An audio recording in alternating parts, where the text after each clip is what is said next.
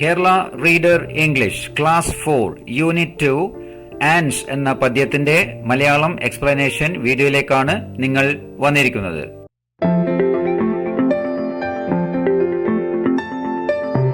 Here is a poem about ants.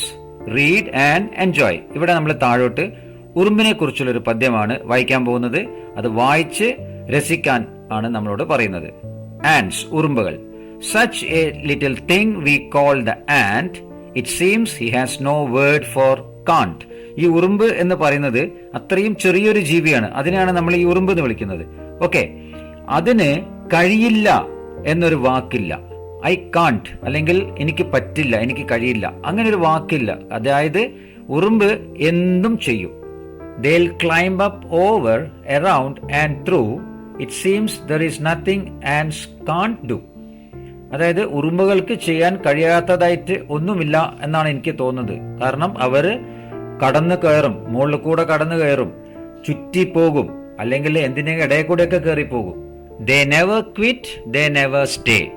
They always find another way to get to where they need to go. I wonder how they seem to know. അതായത് അവര് ഒരിക്കലും പിന്മാറില്ല, അതാണ് never quit. പിന്നെ never stay, അതായത് ഒരിക്കലും വെറുതെ ഇരിക്കില്ല. പിന്നെ to get to where they need to go, അവരെത്തേണ്ട സ്ഥലത്ത് എത്തിച്ചേരാനായിട്ട് they always find another way, അവർ വേറൊരു വഴി കണ്ടെത്തും.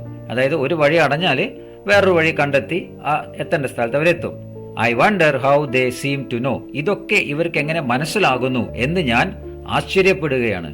This bug so small, this tiny speck can teach us all how to earn respect. അതായത് ഇത്രയും ചെറിയ ഒരു പ്രാണി, അതായത് സ്പെക്ക് എന്ന് പറഞ്ഞ ചെറിയൊരു സാധനം, അത്രയും ചെറിയൊരു പ്രാണി, ബഗ് എന്ന് പറഞ്ഞ പ്രാണിക്ക് ഹൗ ടു ഏൺ റെസ്പെക്ട്, അതായത് ബഹുമാനം എങ്ങനെ നേടാൻ സാധിക്കും എന്ന കാര്യം നമ്മളെ പഠിപ്പിക്കുവാൻ ഇവർക്ക് കഴിയും. ഗാരി ബ്രൈസൺ എന്ന കവിയാണ് ഈ കവിത എഴുതിയത്. അങ്ങനെ ഉറുമ്പുകളിൽ നിന്ന് കുറേ കാര്യങ്ങൾ മനുഷ്യൻ അവന്റെ ജീവിതത്തിലേക്ക് പ്രാവർത്തികമാക്കേണ്ടതായിട്ടുണ്ട്. നമുക്ക് ചുരുക്കത്തിലൊന്ന് നോക്കാം. അതിൽ ആദ്യത്തേതാണ് യൂണിറ്റി. ഓക്കെ, യൂണിറ്റി എന്ന് പറഞ്ഞാൽ ഐക്യത, ഒന്നിച്ചു നിൽക്കുക. പിന്നെ ഷെയറിംഗ്, പങ്കുവെക്കല്. ഓർഗനൈസ്ഡ്, സംഘടിപ്പിക്കുക. ടീം വർക്ക്, സംഘടിച്ചുള്ള പ്രവർത്തനം. പിന്നെ നെവർ ലേസി, ഒരിക്കലും മടി കാണിക്കില്ല, മടി പിടിച്ചിരിക്കാൻ പാടില്ല.